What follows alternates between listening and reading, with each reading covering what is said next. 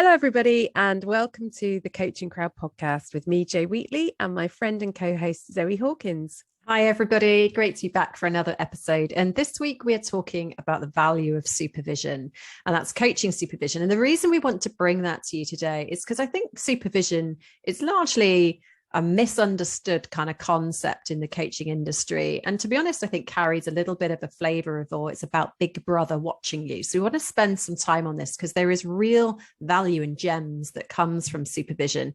And it's also something we get a lot of feedback from on our program, that it's a really enjoyable and valuable part of the coaching training experience. So we thought we'd bring that for you to explore in conversation today. Yeah. So supervision is an essential part of being an ethical coach, and it is also a requirement when you become an accredited coach to keep up your supervision. So there's certain levels of supervision required for the number of hours of coaching practice that you have. On our course, if you study for the level 7 with us, you get access to 8 hours of group supervision, and we structure that as 2 hours every other month whilst you're doing your coaching practice. So you initially come and you complete the facilitated training sessions with us. And when you complete those, you've got all of the theory, you've done some practice. It's now about how you put that together into a coaching program with your real life coaching practice clients. And so we support you through that phase of your coaching qualification with small group supervision. So there'll be group sizes of about 5 people. And it's a really intimate space. And supervision is essentially about giving you that kind of helicopter view on your coaching practice. It enables you to get support. It enables you to develop as a coach. It is a space for you to be challenged in order to grow. And it's also a place where we help to support and uphold the standards of the coaching profession. And supervision is an experience that you have both as a new coach and also continuing right through your coaching career. So both Jo and I engage in supervision. As we work with clients, we take different things to supervision to explore, because it's such a rich learning ground to be able to extend our skills as practitioners and also just gain, I think, supervision, that helicopter view of what is going on between you and the coachee and the system that you're working in. And it's a way to really extend that learning experience beyond your coaching training into a very different environment. And of course, as you're working with a supervisor, just as you develop close relationships with your clients as a coach and coachee, the relationship between supervisor and coach is also a really deep-rooted relationship, which is created in psychological safety, and is a container for you to bring all sorts of things to supervision, which might be about you as the coach and how you're feeling and how you're experiencing your client work. It could be about clients themselves. It might be about the context at which you're working, questions and concerns you might have around different topics that are being brought up. It's a really vast container, and it's a place where you go to be supported and resource yourself to do the work with the clients that you're serving. And it's certainly not a place for you to be judged. So as with, all coaching relationships, it's an equal synergistic relationship. So it's one where you're okay and also the supervisor is okay.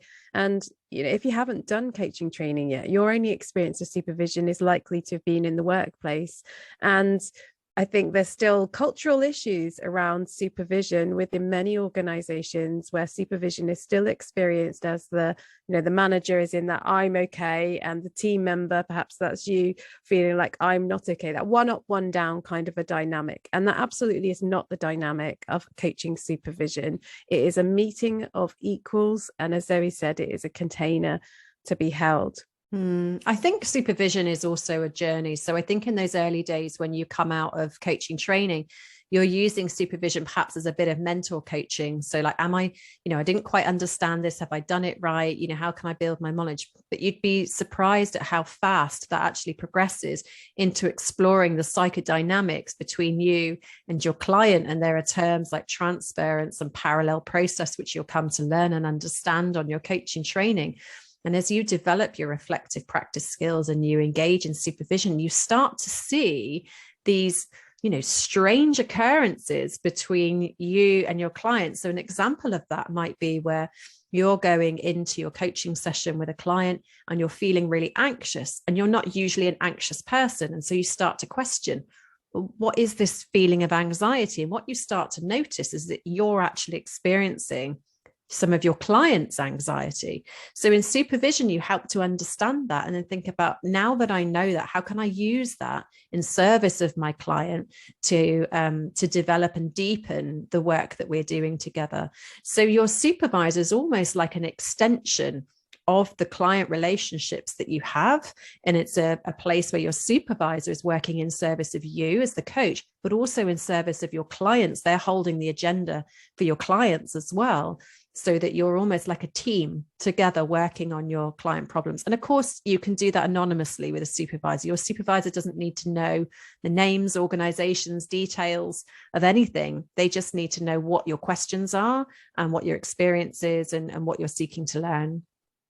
And great supervision really requires you as the coach to be able to access your reflective practitioner skills. And that's a really core coaching competency. So as you develop as a coach, what you'll be doing is delving deeper and deeper, peeling back more and more layers of internal reflections about your actions, reflections about your interactions and with other people, individuals, and also those wider systems. And we work very hard on that in our coaching programs. And we find that that often is one of the biggest challenge that people face, because it requires you to confront yourself, both your strengths and also your areas for development. But the biggest opportunities for growth are when we as coaches, or you as coaches, are really able to lean into vulnerability, and the possibility that there are other approaches, or that your own values and beliefs are perhaps influencing the way that you are showing up for your client. Perhaps you're in a session where you've been triggered by something that your coachee has said. Maybe you find yourself colluding with them sometimes, or desperate to share your own personal experience, with a view to helping your client, but actually with the realization, or reflecting on that and thinking, actually, I think that was more about my need to share rather than it being fully in service of my client. And I think reflective practice is such a critical life skill. So it's really important for coaching, obviously, as you've outlined really well there, Jo. And also, I think we're all reflective practitioners. We all walk out of those meetings, don't we, and start questioning, oh my gosh, did I say the right thing? What were people thinking of me? Like, your inner critic is essentially your inner reflective practitioner, but it doesn't always work in service of you. And I believe coaching really helps you to tame that inner critic, to become your inner champion, because it helps you to reflect on your work that you're doing, also your life and the relationships you have, but in a really constructive and positive way that supports your growth mindset rather than a fixed mindset. And so as you develop those reflective practitioner skills, you're also just training your mind to reflect in a way that's in support of you, your values, your goals, and how you want to be, both in relationship and in the world. Yeah. And I mean, we could talk endlessly about reflective practice. I think my experience of supervision is kind of suspending all judgment and really just being able to go off and explore different aspects. And supervision is also about helping to lift you out of you might have started to get a bit obsessive maybe around a particular session that you've had with the client. It might be going round and round in your head. This happens particularly for new coaches starting out, where they can find it difficult to leave a coaching session, perhaps one that's been particularly emotional, and they're not sure what to do with the feelings and the thoughts that they're having. And so supervision is that place to be able to come, and the supervisor will be able to lift you out of the detail of what happened and the replay of it, and lift you up and out of it, and be able to just look at it and think, how does this relate to, has it influenced any other relationships in your life? Does what's happening in your relationship with this particular coachee reflect any other relationships you have in your life, or any other relationships that the coachee has in their life? And all of a sudden, you just, the coach who's having supervision can just go, oh my goodness, And so supervision isn't, I think supervision provides as many questions as it does answers. And that's okay, because coaching really is all about curiosity. So what are you required to bring as the coachee to supervision is courage. And it's no secret that I really dislike the term supervision. I really dislike it. I feel it's very outdated, and would love to see it updated. For me, I much prefer terms like courage hour or courage sessions or fireside chats or something else that captures the actual essence of the real special relationship that there is between coach and supervisee. And really, you want that relationship where you can share absolutely anything. I remember a couple of supervision sessions that really stick in my mind. And I think the first one, I had this session booked in for the morning. It was during lockdown. And I was so stressed at this particular period of my life. And I remember thinking, oh my gosh, I've got supervision. What am I going to bring? Like, what am I going to talk about? Like, going through all of that. And so we arrived at the supervision session, and I said, Elaine's my supervisor. I've been thinking about this all morning. I know I want the supervision session with you. I don't know what to bring. My mind's all over the place. And she says, why don't we start there? And I immediately, I could just breathe. And she just took almost like control, and she did a grounding activity with me, some breathing, and kind of centered me for the session. And then instantly I could think clearly. And of course we went on and we had a great session that encapsulated much of the situation that I was in, and also some client work that I was doing, and how those two things were kind of dancing together. And then there was another one with different supervisors this time, lady called Jo, and not you, another Jo in my life at that time. And I went into the supervision session and feeling an overwhelming need for reassurance about a client that I was working with. And I remember just saying to her, like, I don't know why I feel like I need your reassurance, because usually I'm feeling really decisive. And that would have been really easy for her to give me the reassurance and just say, no, it's fine. Like, sounds like you've got it all sorted. But instead she was like, why don't we explore that? And so we had this amazing conversation around the need for reassurance, and where was it coming from, and how was that rooted kind of in the coaching relationship. They're just such fascinating and enriching conversations that really take you outside of the problem to be able to think differently. So I have a love for supervision now that I definitely didn't have when I was coming in to my coaching journey. And the course that I did, bearing in mind now, this was over 10 years ago, didn't have supervision, didn't talk about supervision. There was no supervision. It was a very different experience back then. Whereas now it's an integral part of the training into being a coach. So I hope that the coaches that enter the industry now actually develop a really positive view of what supervision is, and budget for that to be part of their profession as they move forward beyond their coaching training into the practice, be it as an internal coach or working with clients independently. And I've just realized we should probably mention that we are qualified coaching supervisors. What brought that to mind is I really just wanted to share how much I love facilitating supervision. So there are different types of supervision, which is also important for us to mention. So you can access out there one-to-one supervision. You can access group supervision, which is usually cheaper because you're one of many, and also peer supervision, and that they all can be really effective and can play different roles. Some coaches have a number of work with a number of supervisors at the same time, because it gives them different lenses, different challenge, different support from different people, keeps them fresh. And coaching supervision is also about resourcing you, because as a coach, you're holding space and holding the energy of different energy of spaces for people, several days a week, if not 5 days a week. And you need somewhere objective and supportive to be able to resource you. And that particular aspect of supervision is just so important. And people will leave supervision with different emotions at different times. Sometimes people will leave supervision disappointed because they didn't get what they kind of thought that they wanted to get from it. They've got something different and they're still processing that.